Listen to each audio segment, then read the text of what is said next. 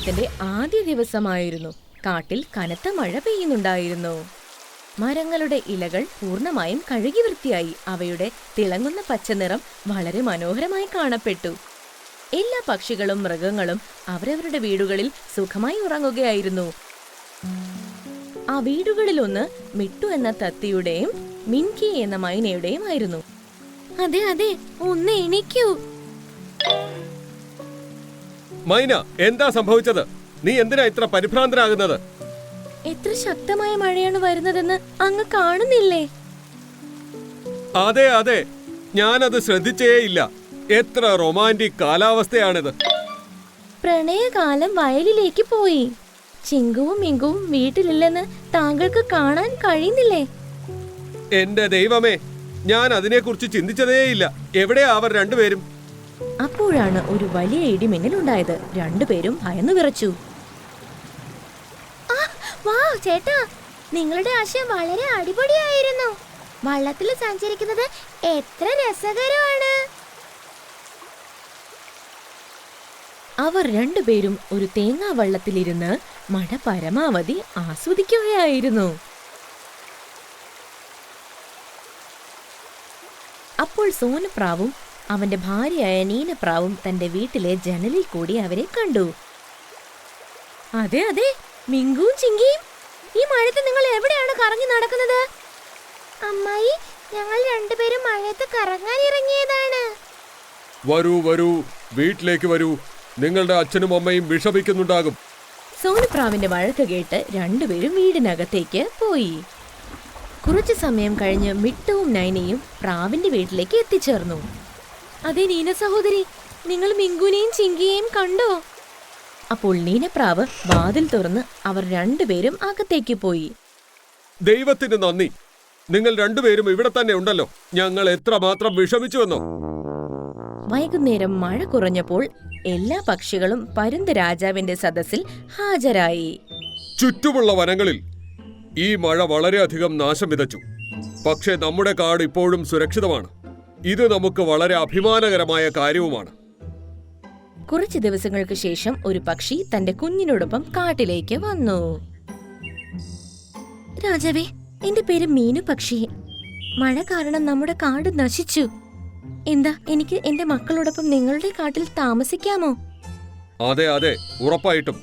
പക്ഷേ കാട്ടിലെ ശുചിത്വം പ്രത്യേകം ശ്രദ്ധിക്കണം. മീനു പക്ഷി ഒരു നല്ല വീട് ഉണ്ടാക്കി. അതിനകത്ത് തന്റെ കുട്ടിയുമായി സുഖമായി ജീവിച്ചു. കുറച്ചു ദിവസങ്ങൾക്ക് ശേഷം കാട്ടിൽ ഒരു വിചിത്രമായ പ്രശ്നം ഉടലെടുത്തു. മരങ്ങളിലെ പഴങ്ങൾ കേടാകുവാൻ തുടങ്ങി. കുളത്തിലെ വെള്ളവും വറ്റി. എല്ലാ പക്ഷികളും രാജാവിന്റെ സദസ്സിൽ ഹാജരായി. അദ്ദേഹം അവിടുത്തെ ജ്യോതിഷിയായ കട്ട്ഫോർഡുവേയും വിളിച്ചു.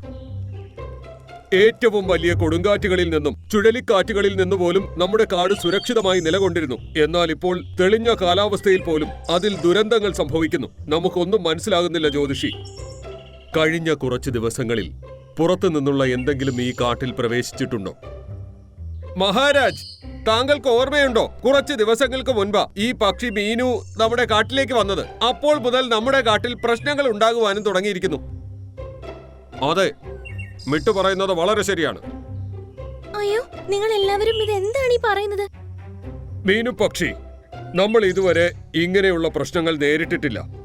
ഈ കാട്ടിലേക്ക് നീ നിർഭാഗ്യം കൊണ്ടുവരികയാണെന്ന് പറയുന്നതിൽ ഞങ്ങൾക്ക് വിഷമമുണ്ട്. നിനക്ക് നമ്മുടെ കാട് ഉപേക്ഷിച്ചു പോകേണ്ടി വരും. ഉറപ്പായിട്ടും നീ പോയി കഴിഞ്ഞാൽ നമ്മുടെ കാട്ടിലെ എല്ലാ പ്രശ്നങ്ങളും തീരുകയും ചെയ്യും. ഇത് കേട്ടപ്പോൾ മീനുവിന് വളരെ വിഷമം തോന്നി. വരൂ മോളെ, ഇനി നമുക്ക് നീല മലനിരകളിൽ പോയി ഒറ്റയ്ക്ക് ജീവിക്കാം. അവർ കരഞ്ഞുകൊണ്ട് അവിടെ നിന്നും പോയി. അവർ പോയതിനു ശേഷം എല്ലാവർക്കും ആശ്വാസമായി.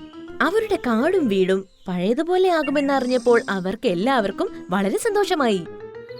എന്നാൽ അടുത്ത ദിവസം രാവിലെ മിട്ടു കണ്ണു തുറന്നപ്പോൾ അവൻ കണ്ടത് വളരെ ശക്തമായി മഴ പെയ്യുന്നതാണ്. അല്ല, വീണ്ടും മഴ തുടങ്ങിയോ? അതെ അച്ഛാ, എത്ര തണുത്ത കാറ്റാണ് വീശുന്നത്. അതിനു പുറമെ മഴയുടെ ശബ്ദം എത്ര മനോഹരമാണ്. മിട്ടുവും മൈനയും തന്റെ കുട്ടികളോടൊപ്പം ജനലിന്റെ അടുത്തു നിന്നും പുറത്തെ കാഴ്ചകൾ കാണുകയായിരുന്നു. അപ്പോൾ അവരുടെ വീട് കുലുങ്ങുവാൻ തുടങ്ങി. അമ്മേ, ഇതെന്താ സംഭവിക്കുന്നത്? ആ, കാറ്റും വളരെ ശക്തമാണെന്ന് തോന്നുന്നു. അപ്പോൾ അവരുടെ വീട് പൂർണ്ണമായും ചരിഞ്ഞു. എല്ലാവരും വീട്ടിൽ നിന്ന് പുറത്തേക്ക് ഇറങ്ങൂ. അവർ 4 പേരും വീട്ടിൽ നിന്ന് പുറത്തേക്ക് ഇറങ്ങിയതും വീട് താഴേക്ക് വീണു. വെള്ളത്തിൽ ഒഴുകിപ്പോവുകയും ചെയ്തു. നമ്മുടെ വീട്. അവർ 4 പേരും കരയുവാൻ തുടങ്ങി.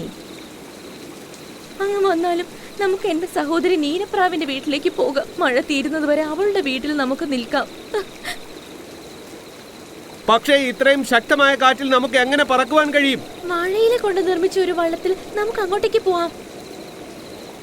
അവർ 4 പേരും വാഴയിലയുടെ വള്ളത്തിൽ ഇരുന്ന് മുന്നോട്ടേക്ക് പോയി.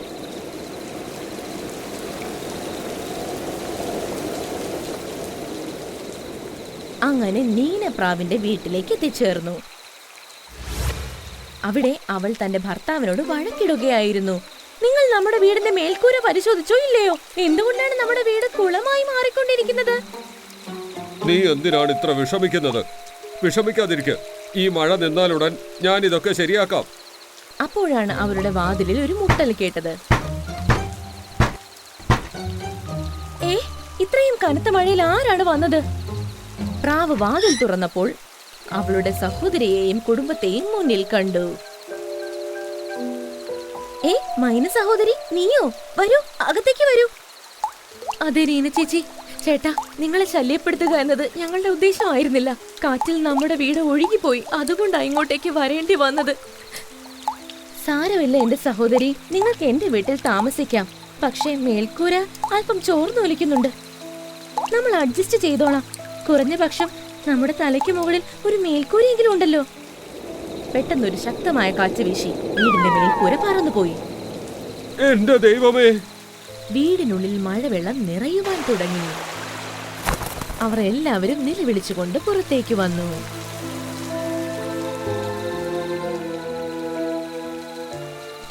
എന്റെ വീട്, നമുക്കിത് എന്താണ് സംഭവിച്ചത്? അവർ എല്ലാവരും വാഴയിലയിലിരുന്ന് പരുന്ത് രാജാവിന്റെ കൊട്ടാരത്തിലേക്ക് പോയി. അവിടെ എത്തിയതിനു ശേഷം കണ്ട കാഴ്ച എല്ലാവരെയും അത്ഭുതപ്പെടുത്തി. പരുന്ത് രാജാവിന്റെ കൊട്ടാരം വെള്ളത്തിൽ കിടക്കുകയായിരുന്നു. അദ്ദേഹത്തിന്റെ അടുത്ത് നിരവധി പക്ഷികൾ കൂടിയിരുന്നു. നിങ്ങൾ എല്ലാവരും ഈ വള്ളത്തിലേക്ക് വരൂ. പരുന്ത് രാജാവിനൊപ്പം എല്ലാവരും വള്ളത്തിലേക്ക് കയറി. വള്ളം മുന്നോട്ടേക്ക് പോകാൻ തുടങ്ങി. പരുന്ത് രാജാവേ, ഇങ്ങനെ ഞങ്ങൾക്ക് ഒരിക്കലും സംഭവിച്ചിട്ടില്ല. ശക്തമായ കൊടുങ്കാറ്റിലും ഞങ്ങളുടെ വീടുകൾ സ്ഥിരത പുലർത്തി. എന്നാൽ എല്ലാവരുടെയും വീടിപ്പോൾ നശിക്കാൻ മാത്രം തുടങ്ങി. ഇത്തവണ എന്താണ് സംഭവിച്ചത്? താങ്കൾ എന്താണ് പറയുവാൻ ആഗ്രഹിക്കുന്നത് ജ്യോതിഷി? ഇത് കേട്ട് കട്ട്ഫോർഡുവ വിഷമത്തോടെ പറഞ്ഞു. എന്റെ ജ്യോതിഷത്തിന് തെറ്റുപറ്റിപ്പോയി മഹാരാജ്.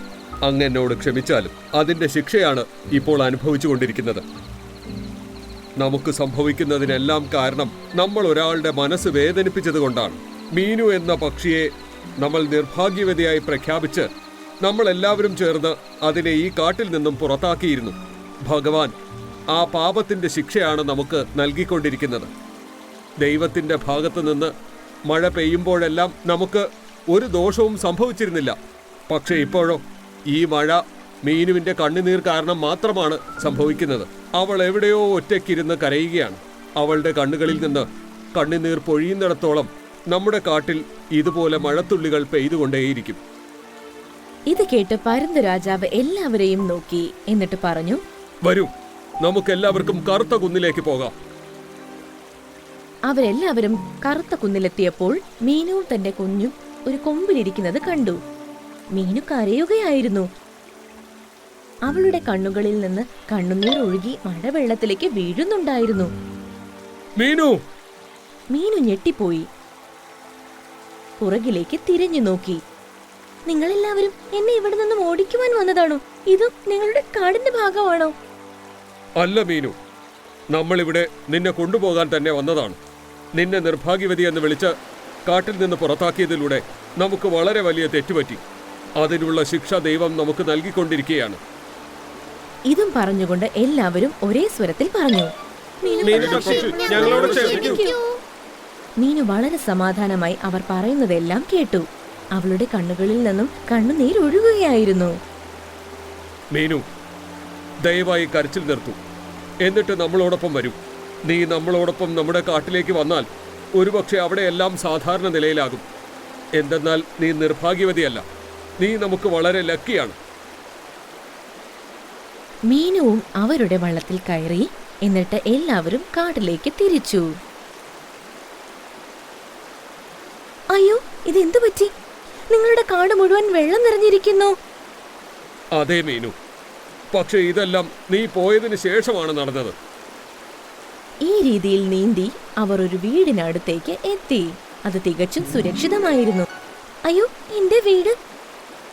മീനു, ഞങ്ങളുടെ വലിയ വീടുകൾക്ക് ഈ കൊടുങ്കാറ്റിനെ അതിജീവിക്കുവാൻ കഴിഞ്ഞില്ല. പക്ഷേ നിന്റെ വീടോ ഇപ്പോഴും സുരക്ഷിതമായി അതേ സ്ഥാനത്ത് തന്നെ നിൽക്കുന്നു.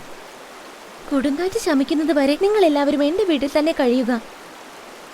അവരെല്ലാം മീനുവിന്റെ വീട്ടിലേക്ക് കയറി. അവിടെ എല്ലാവരും സമാധാനത്തോടെ കഴിഞ്ഞു. പതിയെ മഴ നിന്നു. കാലാവസ്ഥ മനോഹരമായി മാറി. മീനു, നിനക്ക് വളരെയധികം നന്ദി. ഇപ്പോൾ നമ്മൾ പോവുകയാണ്. നമുക്ക് എല്ലാവർക്കും അവരവരുടെ വീടുകൾ പുനർനിർമ്മിക്കണം. ശരി, ഞാനും നിങ്ങളെ എല്ലാവരെയും സഹായിക്കാം. എല്ലാവരും വീട്ടിൽ നിന്ന് പുറത്തിറങ്ങിയപ്പോൾ മുന്നിലുള്ള കാഴ്ച കണ്ട് അവർ ഞെട്ടിപ്പോയി. അതെ, ഇത് നമ്മുടെ വീട് തന്നെയാണ്. അവരുടെ എല്ലാ വീടുകളും ഒരേ ഏരിയയിലെ മരങ്ങളിലാണ് നിർമ്മിച്ചിരിക്കുന്നതെന്ന് അവർ കണ്ടു. എല്ലാ വീടുകളും തികച്ചും സുരക്ഷിതമാണ്. അരേ വാ, നമ്മുടെ എല്ലാവരുടെയും വീടുകൾ സുരക്ഷിതമാണല്ലോ. അവരവരുടെ വീടുകൾ കണ്ടപ്പോൾ എല്ലാവർക്കും സന്തോഷമായി. മീനു, നീ വന്നപ്പോൾ ദൈവം നമ്മുടെ വീട് വീണ്ടും നിർമ്മിച്ചു. ഇനി നീ ഒരിക്കലും നമ്മെ ഉപേക്ഷിച്ചു പോകരുത്. Thank you Meenu.